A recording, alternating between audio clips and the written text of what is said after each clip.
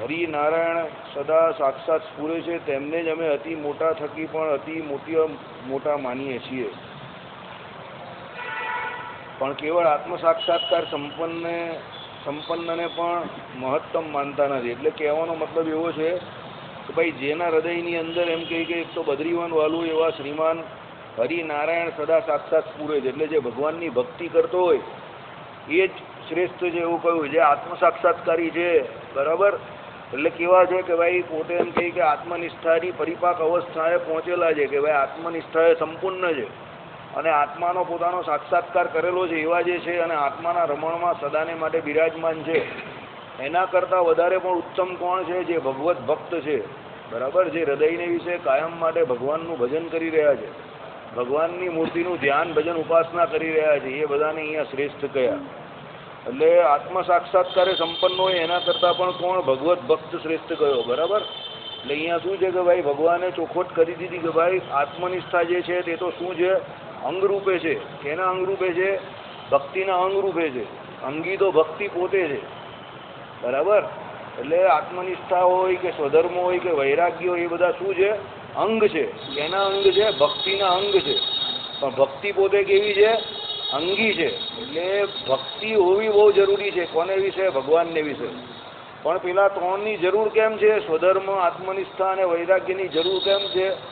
ભક્તિ જે છે તે એની પરિપાક અવસ્થાએ ક્યારે પહોંચે? જ્યારે એ સ્વધર્મ, જ્ઞાન એટલે આત્મનિષ્ઠા અને એમ કે વૈરાગ્ય સંપન્ન હોય તો જ એ ભક્તિ એની પરિપાક અવસ્થામાં, એટલે ભક્તિ એ કરીને જે ભગવાનના ધામને પામવું, જે ભગવાનને પામવા અને ભગવાનના જે ઐશ્વર્ય, ભગવાનના લોકના જે ઐશ્વર્ય, ભગવાનના મુક્તો, ભગવાનની સેવા, એને જે પામવું તે કેવી રીતે સિદ્ધ થઈ શકે એવું છે? પેલા ત્રણ હોય તો જ સિદ્ધ થઈ શકે એવું છે. પણ અંગીપણે શું છે? ભક્તિ છે. અને એને જ એકાંતિકી ભક્તિ કહી. કેને? કે એ ત્રણે સહિત હોય તે જ. અને શાસ્ત્રોમાં એકાંતિકી ભક્તિનું અને એકાંતિક ભક્તનું જ મહાત્મય કહ્યું છે. બાકી એમ કહે કે એકલો આત્મનિષ્ઠાએ સંપન્ન કોઈ જીવ હોય એનું કંઈ બહુ અતિશય મહાત્મય આપણા શાસ્ત્રોના વિશે કહ્યું નથી. એકલી આત્મનિષ્ઠા તો તમને બહુ આ લોકને વિશે એમ કહે કે નાની નાની જે કંઈ મુસીબતો આવે, આધિવ્યાધિને ઉપાધિ, એના થકી તમારું રક્ષણ કરે. બાકી મહારાજે કહ્યું ને અંતકાળ તો કેવો છે? બહુ સમુદ્ર જેવો છે, બહુ દુષ્કળ છે. તો અંતકાળે તો ઉપાસનાનું બળ જેને જેટલું વધારે એ એટલું એમ કહે કે તરે. બાકી ઉપાસના વગર અંતકાળ તરવો બહુ અઘરો છે. મહારાજે કહ્યું ને નૌકામાં મોટું વહાણ હોય કે નૌકા હોય કે તરતા આવડતું હોય તો પણ એમ કે સમુદ્રને વિશે કોઈ તરી નહીં શકે, બરાબર. નદી સુધી કોઈ તરી શકે, બાકી સમુદ્રને વિશે કોઈ તરી શકે નહીં. કેમ? સમુદ્રને ત્યારે કોની જગ્યા પર સરખાવ્યો? અંતકાળ જોડે સરખાવ્યો. અંતકાળ તો કેવો છે? સમુદ્રના પાણી જેવો છે, એકદમ અગાધ છે, એકદમ કેવો છે? મહાદુઃખમય, કષ્ટદાયક છે.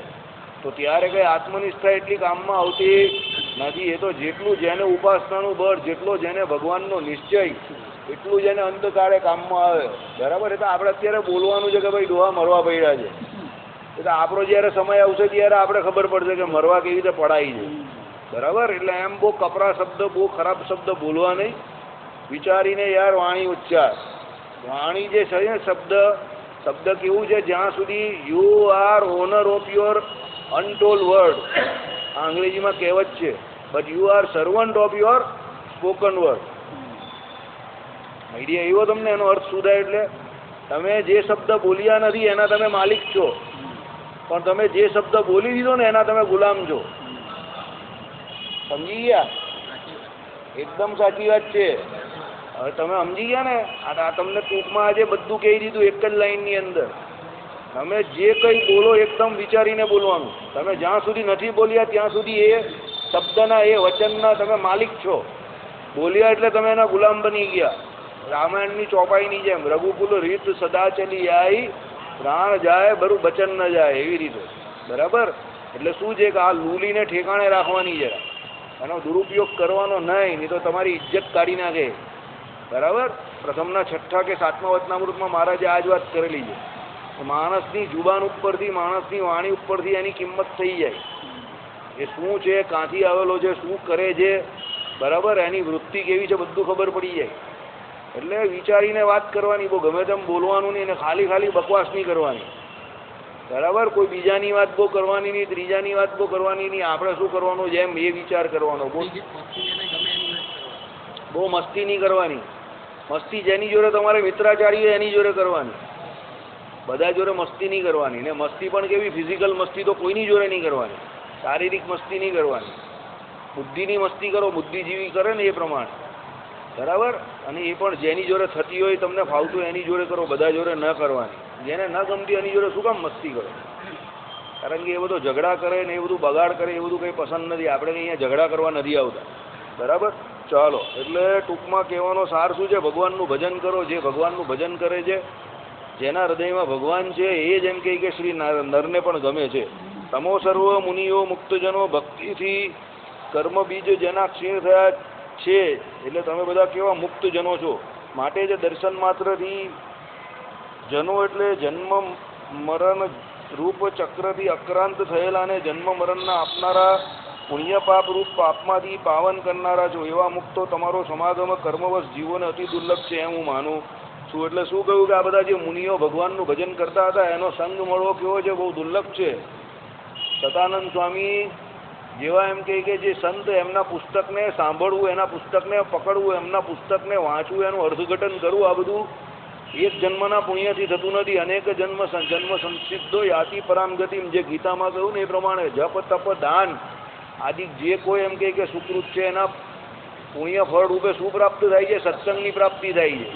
એટલે સત્સંગનું અતિશય મહાત્મય કહ્યું છે. સત્સંગ એટલે શું કે આવા જે મુનિજનો હોય, સંતજનો હોય, એની વાણી, એમને લખેલું જે કંઈ હોય તે, બરાબર. એમના શબ્દો, એના શબ્દોમાં બહુ ભાર છે, એમના શબ્દોમાં બહુ વજન છે. એટલે શું છે કે એવા જે મોટા પુરુષ હોય એ મોટા પુરુષનો સંગ મળવો હોય તો કેવો છે? બહુ દુર્લભ છે. બાકી વચનામૃત કે તમે બીજા કોઈ પણ ગ્રંથ જોઈ લો, વાસુદેવ મહાત્મ્યમાં હમણાં મેં વાંચ્યું, આ દુનિયામાં બીજું કંઈ દુર્લભ નથી. ભગવાનના એકાંતિક ભક્તોનો સંગ મળવો જ દુર્લભ છે, બરાબર.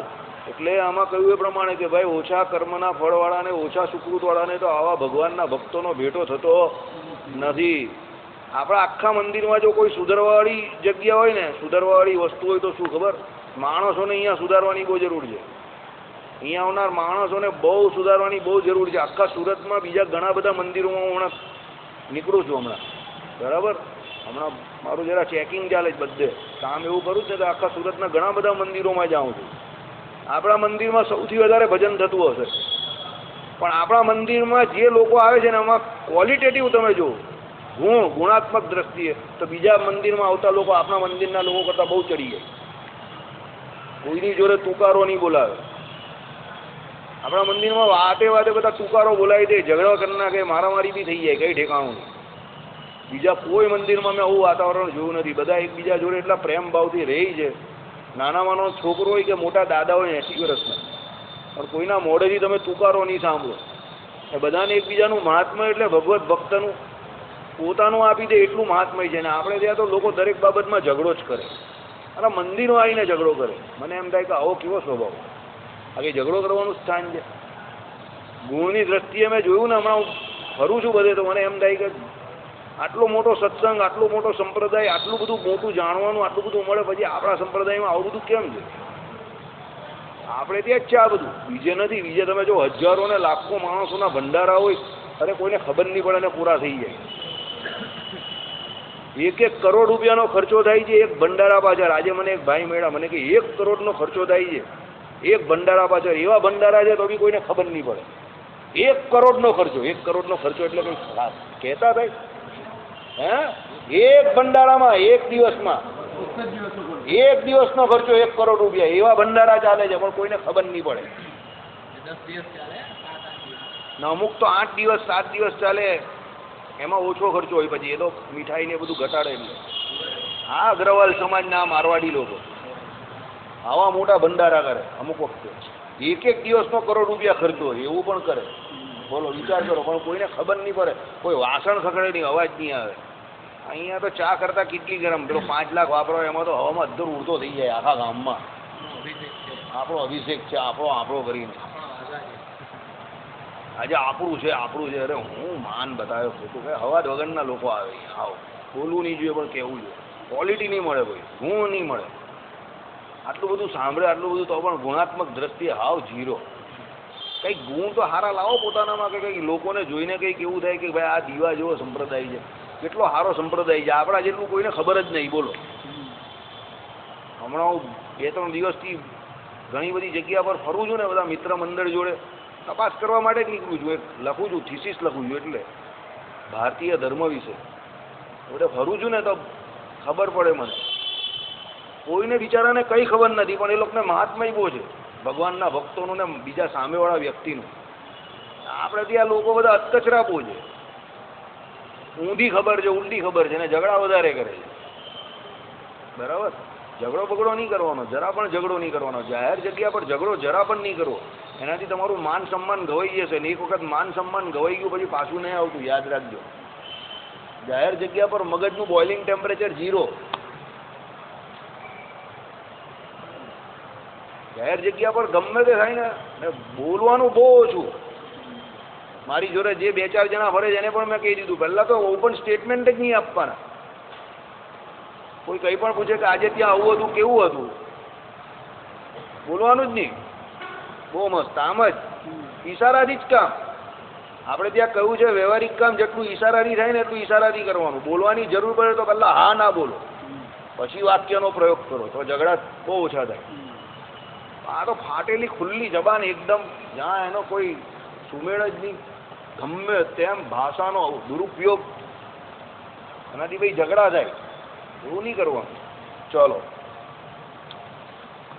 જે જનને ભવ પાશમાંથી મુક્તિ થવાની નજીકમાં હોય, એટલે મુક્તિને અભિમુખ કરનારી સુકૃત સંપત્તિ હોય, તેને જ તમારો સમાગમ મળે, જે સમાગમથી જ પ્રભુ શ્રીમન નારાયણમાં પ્રીતિ થાય. એવું મસ્ત લખેલું છે.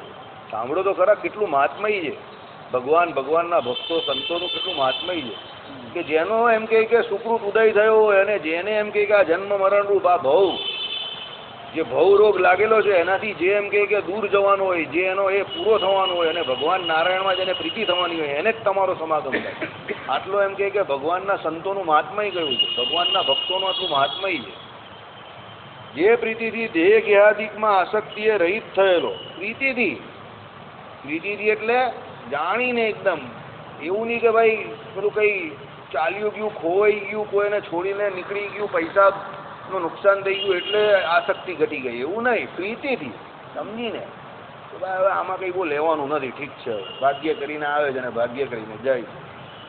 પ્રીતિથી દેહ જ્ઞાદિકમાં આસક્તિએ રહિત થયેલો અને વિષયોમાંથી પ્રશાંત બુદ્ધિવાળો પુરુષ ભવ બ્રહ્માદિકને દુર્લભ એવા પરમપદને પામે છે. બરાબર, એટલે આરામથી બધું છોડીને એમ કે જે ભવ બ્રહ્માદિકને દુર્લભ છે એવી એમ કે વિષયોમાંથી એ પ્રશાંત થઈ જાય અને પરમપદને ભગવાનના ધામને પામે. પ્રીતિથી વૈરાગ્ય થાય છે, અને વૈરાગ્યથી સિદ્ધ થયેલી પરાભક્તિ જે વિજ્ઞાનના પરિપાકરૂપ કહેવાય છે, તેનાથી પરમપદની પ્રાપ્તિ થાય છે એવો અભિપ્રાય છે. સમજાયું પાછું કે કેવી રીતે? બરાબર, પ્રીતિથી વૈરાગ્ય ઉત્પન્ન થાય છે, અહીંયા એવું કહ્યું. તો પ્રીતિ કોને વિશે? ભગવાનને વિશે પ્રીતિ. હવે એનાથી શું? વૈરાગ્ય, અને વૈરાગ્યથી સિદ્ધ થયેલી પરાભક્તિ. બરાબર, પહેલા પ્રીતિ જે કહી તે કેવી પ્રીતિ કહી કે ભાઈ જે એમ કે સાધન અવસ્થામાં જે ભગવાનમાં પ્રીતિ થાય તે, અને પછી છેલ્લી જે પરાભક્તિ તે કઈ થાય? સિદ્ધ થયેલી ભક્તિ. બરાબર, એટલે એનાથી શું થાય? જે વિજ્ઞાનના પરિપાક રૂપ કહેવાય છે. વિજ્ઞાનના પરિપાક રૂપ એટલે શું? જે જ્ઞાન તમને મળ્યું આત્મા પરમાત્માના સંબંધી જ્ઞાન, અને એ જ્ઞાને કરીને તમે જે સાધનો કર્યા તે સાધનોની પરિપાક અવસ્થા આવી ગઈ તમારી. એટલે સાધન અવસ્થા તમારી કેવી થઈ ગઈ? પૂરી થઈ ગઈ. તેનાથી પરમપદની પ્રાપ્તિ થાય જેવો અભિપ્રાય છે. તેનાથી ભગવાનની પ્રાપ્તિ થાય. ભગવાનના ધામની એટલે ભગવાનની પ્રાપ્તિ થાય. ભગવાનનું ધામ તો તમને આમ જ મળી જાય, એ તો બાય પ્રોડક્ટ છે. ભગવાનનું ધામ શું છે? બાય પ્રોડક્ટ છે. MS ધોની કહીને એ પ્રમાણે process is more important than success. બરાબર, your preparation should be well. You should reach to 100% when you prepare yourself for any match. તમારી જે પ્રોસેસ છે એ મેઇન વસ્તુ છે. Result is by product, success is by product. બરાબર, એ તો મળે એમ કહી ગઈ. It doesn't matter how you get the success. તૈયારી તમારી એકદમ પાવરફુલ જોઈએ, મહેનત કરવી પડે. કલ્યાણ તો તમારું ભગવાનને તો તમે મળવાના જ છો ગમે ત્યારે, પણ એની જે તૈયારી કરવાની એ બરાબર કરો અત્યારે.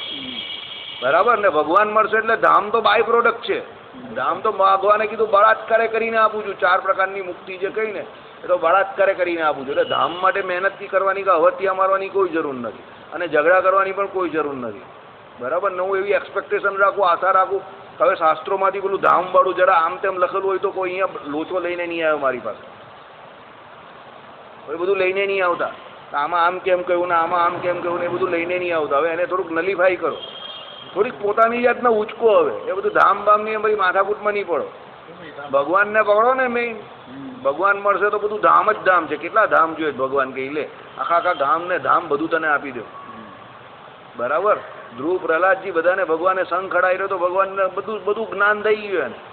એટલે પછી મહારાજે કહ્યું એ પ્રમાણે કે ભાઈ થોડો નાસ્તિક ભાવ હોય તમારો તો ભાઈ સમાધિ નિષ્ઠ થશો કે ભગવત પ્રાપ્તિ થશે તો બધું ભાગી જશે, બધું ખબર પડી જશે કે આ કેવું છે. બહુ લોહી પીવાથી કંઈ મતલબ નથી એનો, દાલની ખાલ નહીં ખેંચવાની. બરાબર? થોડી શ્રદ્ધા રાખો ને શાસ્ત્રમાં જે લખેલું છે એની પર વિશ્વાસ રાખો. ચાલો, એટલે નારાયણમાં મન જેનું છે માટે જે પુણ્યકામ હોવાથી બીજા પ્રાકૃત સુખની આસક્તિએ રહિત પૃથ્વી ઉપર પરોપકાર એટલે બીજા જીવોના સદધર્મ ઉપદેશથી કલ્યાણ પ્રાપ્તિરૂપ માટે તીર્થયાત્રાના મિષ્ટી વિચારવાના સ્વભાવવાળા તમારા જેવા સાધુઓને લોકમાં કેની સાથે ઉપમા ઘટે કોઈની સાથે પણ નહીં, અર્થાત તમો કોઈની સાથે પણ સદ્રશ નથી. બરાબર? શું કહ્યું કે ભાઈ તમે બીજા જીવનો સદધર્મથી ઉપદેશ આપો છો બીજા જીવને, એ કેમ? પરોપકારથી. ખાલી પૃથ્વી ઉપર એમની ઉપર પરોપકાર કરો છો. કેમ? તમારો સ્વભાવ જ પરોપકાર કરવાનો છે. સ્વાર્થે કંઈ કરતા જ નથી, પોતાના અર્થે કંઈ કરતા જ નથી, પરાર્થે જ બધું કરે છે. એ કોણ છે? ભગવત ભક્ત છે. બીજું શું કહ્યું? નારાયણમાં જ એમનું મન છે. એટલે પ્રાકૃત વિષયમાં એમનું મન, પ્રાકૃત સુખ એમને આ લોકનું કંઈ જોઈતું જ નથી. ખાલી ભગવાન નારાયણમાં જ એમનું એક શું છે? પ્રીતિ છે. એટલે પછી શું આ લોકને વિશે તીર્થયાત્રામાં કેમ ભરે છે કે બીજા જે મુમુક્ષુ જીવ હોય એને ભગવાનના સ્વરૂપનું જ્ઞાન આપે. બરાબર? એટલે એવા જે મોટા સાધુ છે એની ઉપમા કોની જોડે અપાય? કોઈની જોડે નહીં અપાય.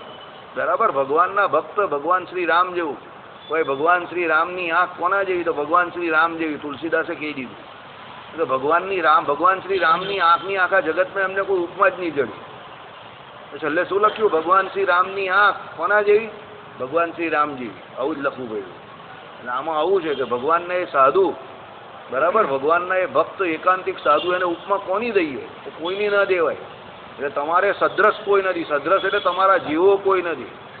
બરાબર? આપણે કહીએ ને ભાઈ એના જેવો તો કોઈ નથી, આવ્યા નહીં ને આવશે નહીં, એવી વાત આ કે તમારા સદ્રશ એવા એકાંતિક ભક્ત એના જેવા કોઈ છે નહીં આ લોકમાં કે જેની ઉપમા દેવાય.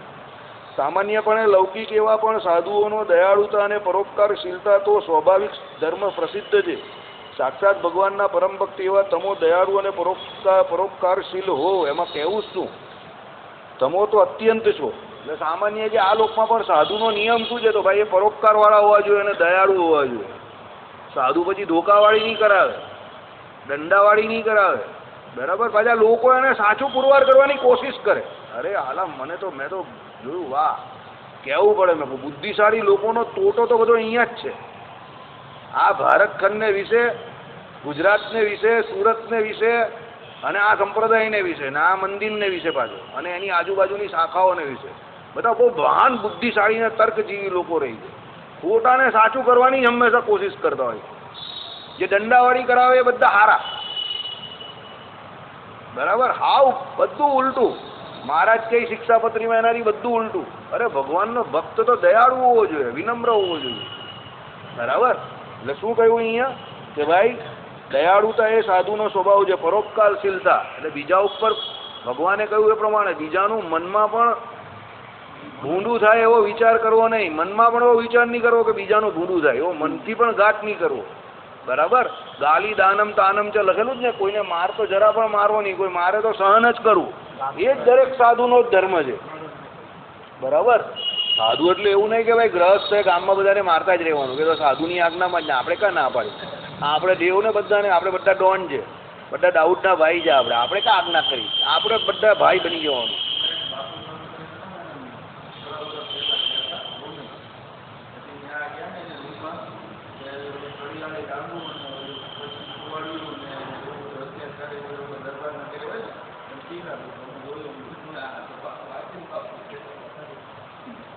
ચાલો, એટલે કહેવાનો મતલબ શું છે કે જે કોઈ હોય તે બરાબર. હરિભક્તોએ પણ કોઈ દિવસ એવો સ્વભાવ રાખવાનો નથી. તો આપણા માટે બધું શોભાસ્પદ જ નથી. ઝઘડા વગડા કરવાના જ નહીં કોઈની જોડે. આપણે શું કામ છે ઝઘડા કરીને? એક વસ્તુ તમને કહી દઉં, જો આ લોકને પરલોકને વિશે સુખી થવું હોય ને તો પહેલાં માન મૂકી દેવું પડશે. તો માણી સ્વભાવ ને તમારો તણીવાળો સ્વભાવ હોય ને તો તમને આ લોકમાં બી કોઈ પૂછે નહીં ને પરલોકમાં બી કોઈ પૂછે નહીં. હવે તો એવા થઈ ગયા લોકો. તમારી ટણી બધી તમારી પાસે રાખવાની, કોઈ કોઈને પૂછતું નથી આ જમાનામાં. સમજજો. અરે બાપ દીકરા ને દીકરા બાપની ટણી નહીં સહન કરતા તો હવે ભાઈ બાને હું મોડો ગયો ને કહું ને બા જરા પીરસ નહીં તો ભાઈ બા કઈ મોડો કેમ આવ્યો, રસોડામાં જે લઈ લે જાતે. બરાબર.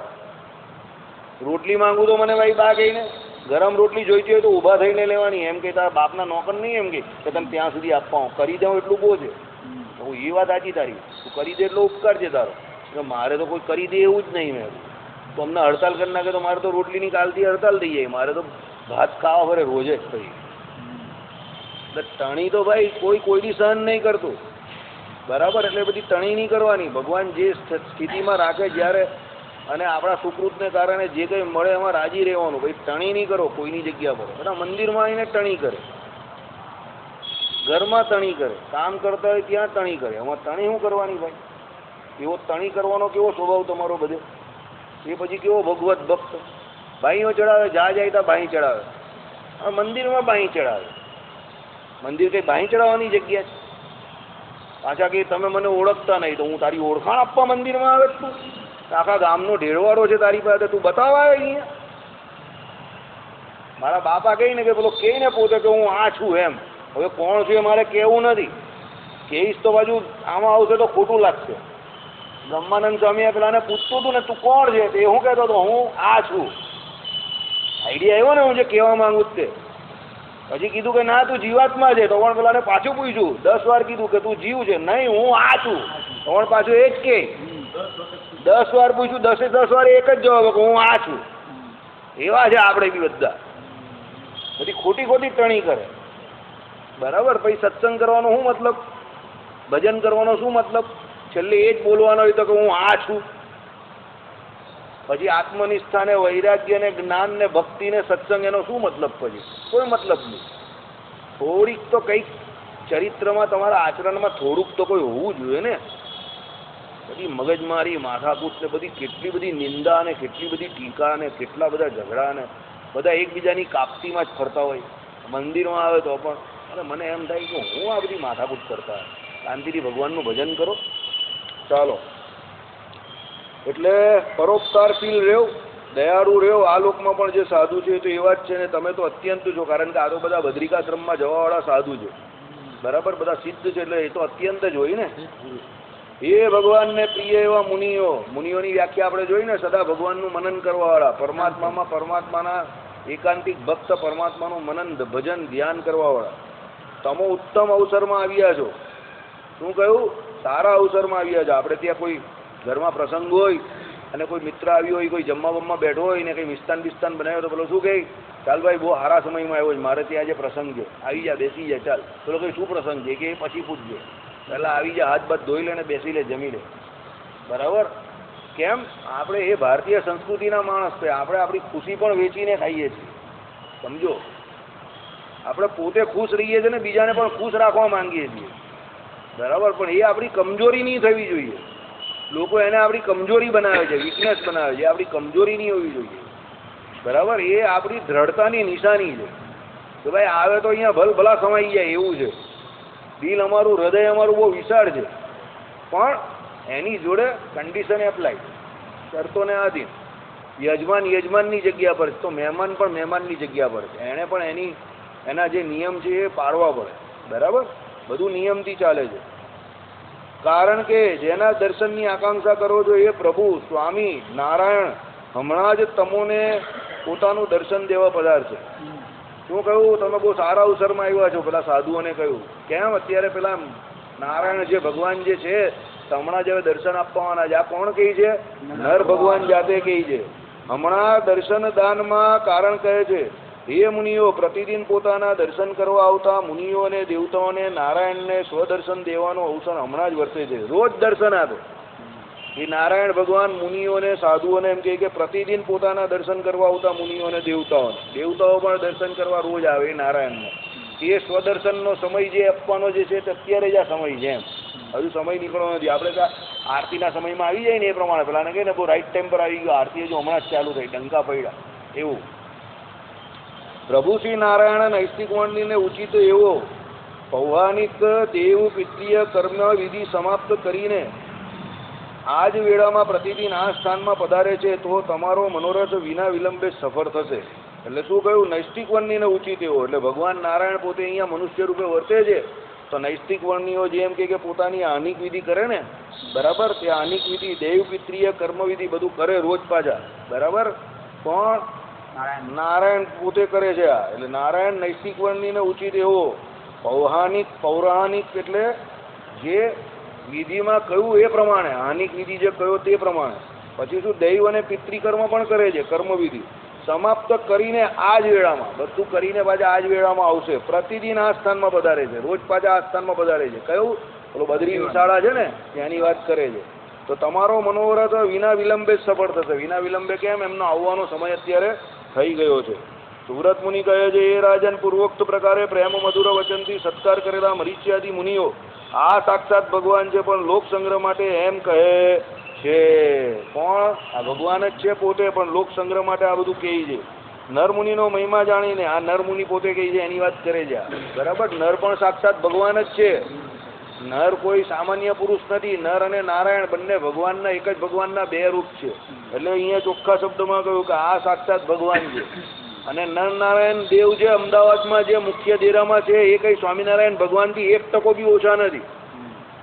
હમણાં તેજેન્દ્ર પ્રસાદ દાસજીએ કહ્યું કે જે નરનારાયણને નથી માનતા, કે ઓછા ગણે છે, કે નાના મોટા કરે છે, અને જે એ અવતારોનો દ્રોહ કરે છે, એના મોડેથી કોઈ દિવસ ભગવાનની કથા વાર્તા કંઈ સાંભળવું નહીં. એ ભગવાનનો દ્રોહી છે એમ કહી ગયા. અમે આજ્ઞા કરીએ છીએ કે એની અવગણના કરવી એમ કહી ગયા. એના મોડેથી કથા વાર્તા સાંભળવી નહીં, બરાબર. કારણ કે એ અમદાવાદ દેશમાં પણ બધું બહુ જ આવું બધું બહુ ચાલે છે, ઝઘડા લફડા. આ મોટાને પેલા મોટાને, ફલાણાને ઢીમકાને, બરાબર. આ ધામના આને, પેલા ધામના પેલાને, બધા બહુ લફડા ચાલે છે.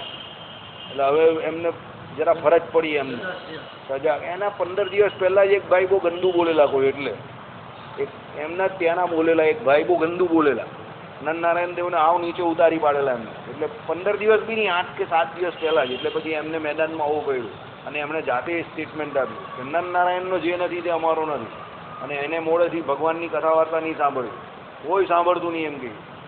અમારી આજ્ઞા છે એમ કરીને તેજેન્દ્ર પ્રસાદ દાસજી બોલ્યા. કેમ? એમને કેમ બોલવું પડ્યું સમજો. લોકો આજકાલ પોતે પોતાને એટલા મહાન સમજે છે કે પોતાની મહાનતા બતાવવા માટે, પોતે પોતાનું બતાવવા માટે સંપ્રદાયના સિદ્ધાંતો જોડે ચેડા કરે છે, બરાબર. આ મંદિરમાં એવા 70% લોકો આવે છે જે એવું કહે છે આચાર્યોને ઉપાસનાની નહીં ખબર ને મારા ગુરુને ખબર છે. આવું 70% લોકો કહેવાવાળા છે, 60 થી 70% લોકો. એ આચાર્યને નહીં ખબર હોય પાછા આવું કે લે આચાર્યને ખબર નહીં ને તારા ગુરુને ખબર પડી ગઈ. તારા ગુરુ કોણ? મેં કાલે કીધેલું એ પ્રમાણે ગુરુ, પછી આગે તે ટાંગ. સમજી ગયા ને? આચાર્યને ખબર નહીં પડે, એ બધાના ગુરુ તે સર્વ ત્યાગી અને ગૃહીન, અને તારા ગુરુ ટાંગ, બરાબર. હું વાત કરો કઈ બુદ્ધિ કઈ અવળી છે તમારી? કઈ અતિદ્રોહ કયો છે શાસ્ત્રમાં? પંચરાત્ર આદિક શાસ્ત્ર વાંચો, શિક્ષાપત્રી વાંચો, અર્થદીપિકા વાંચો, સત્સંગી જીવનમાં પણ આવશે. ગુરુનો દ્રોહ, ગુરુના વચનનો દ્રોહ એ અતિદ્રોહ કયો છે શાસ્ત્રમાં. એનું કોઈ પ્રાયશ્ચિત નહીં કહ્યું. ને તમે કહ્યું કે આચાર્યને ખબર નહીં પડતી. અરે મંદિરમાં 500 માળા ફેરવવાળા આવું કે આચાર્યને ઉપાસનાની ખબર નહીં પડતી. હું વાત કરે મેં આચાર્યને ન ખબર પડે તો તું એને આચાર્ય કેવી રીતે માને છે? આચાર્ય એટલે શું? તને દીક્ષા આપી એટલે જ આચાર્ય? સર્વ ત્યાગી ગૃહીના આપણે ત્યાં આચાર્ય પદ પર બિરાજમાન છે, એ ધર્મકુંડના આચાર્ય છે તે સર્વ ત્યાગી ગૃહીના. હરિદિગ્વિજય ગ્રંથ બોલે, શિક્ષાપત્રી અર્થદીપિકા બોલે, સત્સંગી જીવન બોલશે હવે આપણામાં આવશે ત્યારે. સર્વ ત્યાગી ગૃહીના, બરાબર. કોઈ એકના નહીં, આખા સંપ્રદાયના ત્યાગી ગૃહીના બંનેના એમ કહે કે આચાર્ય પદે અમે બિરાજમાન કર્યા છે. આ શ્રીજી મહારાજ પોતે કહે છે અમે બિરાજમાન કર્યા. વાંચો વડતાલનું 18મું વચનામૃત. એને સંપ્રદાય એટલે ગુરુ પરંપરા. અને એ ગુરુ પરંપરામાં જે રહેશે મોક્ષ એનો જ થશે. અને આપણે તો એ ગુરુ પરંપરા બે ગાદીમાં જ છે, યાદ રાખજો, બીજે કશે નથી. બીજે જે કોઈ છે તે સંપ્રદાયનો નથી, યાદ રાખજો. સંપ્રદાય એટલે ગુરુ પરંપરા, અને ગુરુ પરંપરા બે ગાદીમાં જ છે, નરનારાયણ દેવ અને લક્ષ્મીનારાયણ દેવ, અમદાવાદ દેશ અને વડતાલ દેશ. એના બહાર જે કોઈ છે એ કોઈ ગુરુ પરંપરામાં નથી, સમજજો. અને ગુરુ પરંપરા અંતર્ગત જે શાસ્ત્રમાં વિધાન કર્યા હોય અને એમાં જે કહ્યું હોય એ પ્રમાણે તમે એમને જે મંત્ર તમને આપ્યો હોય, દીક્ષા આપી હોય, મંત્ર આપ્યો હોય, એ મંત્રનો જપ કરશો તો જ મોક્ષ થશે, બાકી મોક્ષ ન થાય. સમજીને ચાલજો. પછી તમને બધા બીજા બહુ હોશિયાર એવા મળી જશે ને એ કહેશે કે સ્વામિનારાયણ સ્વામિનારાયણ કર્યા કરની, સ્વામિનારાયણ મહામંત્રમાં બહુ દમ છે. દમ છે, કોણ ના પાડે છે? દમ તો છે જ ને. દમ તો બધી બહુ વસ્તુમાં છે દુનિયામાં, પણ બધી વસ્તુ નિયમથી ચાલે. સાયકલમાં પણ દમ છે, ને હોન્ડામાં પણ દમ છે, ને વિમાનમાં પણ દમ છે, બધામાં દમ છે. પણ જ્યાં સાયકલની જરૂર હોય ત્યાં સાયકલથી જ કામ થાય, જ્યાં હોન્ડાની જરૂર હોય તો હોન્ડાથી થાય. અને બીજા દેશમાં અમેરિકા જવાનું હોય તો સાયકલ પર જવાય? ક્યારે પહોંચે પેલો? ટ્રેનમાં જવાય? ક્યારે પહોંચે પેલો? એ વિમાનમાં જ જવાય. બરાબર? એટલે જ્યારે જે વસ્તુ જે હોય તે જ કહેવાય. મોક્ષ આપણો જે થાય છે એ મારા શ્રી જે કાનમાં મંત્ર આપે છે એનું જાપ કરવાથી જ થાય છે. સ્વામિનારાયણ સ્વામિનારાયણ મંત્રનો તમે જે જાપ કરો છો એ ભગવાનની પ્રસન્નતા માટે કરો છો. અરે એકલો જાપ નહીં, બીજું જે કંઈ આખા દિવસ દરમિયાન કરો છો એ ભગવત પ્રસન્નતા માટે કરો છો. મોક્ષ ફક્ત તમને એ મંત્ર જ આપે છે. અને એ ગુરુનો તમારી ઉપર થયેલો સૌથી મોટો ઉપકાર છે કે જેના દ્વારા તમે આ ભવ ફેર, આ સંસ્કૃતિ ભાઈ એને ટાળવા માટે પ્રયત્ન કરો છો. એ ગુરુએ તમારી ઉપર કરેલો ઉપકાર છે, સમજજો.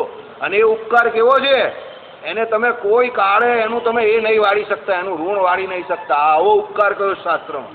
મહારાજે કહ્યું ને, ગુરુદ્રોહી છે, વચનદ્રોહી છે. બરાબર? એટલે એ આચાર્યના જે વિરોધી છે તે બધા ગુરુદ્રોહી છે, વચનદ્રોહી છે. એ કોઈ પણ હોય ને, ભગવાને કહ્યું એ પ્રમાણે કે એની ઉપાધિ ભલે બ્રહ્માદિક દેવતા જેવી હોય કે ઇન્દ્રાદિક જેવી હોય મોટી, પણ જો એ ભગવાનનો દ્રોહી એટલે પછી એ એના પદ પરથી નીચે આવી જાય. એ ગમે એવો જ્ઞાની હોય, એ ગમે એવો સંસ્કૃત ભણેલો હોય, ગમે એવો વ્યાકરણ ભણેલો હોય, એ ગમે એટલો સંપ્રદાયમાં મોટો કહેવાતો હોય કે બહાર મોટો કહેવાતો હોય ને, પણ જો એના ગુરુના વચનમાં ન હોય, ગુરુની આજ્ઞામાં ન હોય, તો એ એના પદ પરથી ગમે ત્યારે પદ પડી જવાનો. યાદ રાખજો, એની કોઈ વેલ્યુ નથી અને એના વચન માનવાની પણ કોઈ જરૂર નથી. આવું હું નહીં કહેતો, સનાતન સંસ્કૃતિના દરેક ગ્રંથ કહે છે કે જે ગુરુદ્રોહી છે એ આચાર્ય દ્રોહી છે. જે પણ કોઈ એના મુખેથી ભગવદ્ વાર્તા પણ સાંભળવી નહીં. એના મુખેથી ભગવદ્ વાર્તા સાંભળવાથી અપૂચું ભૂંડું થાય છે, કોઈનું સારું થતું નથી. શ્રીપતિમ શ્રીધરમ સર્વદેવેશ્વરમ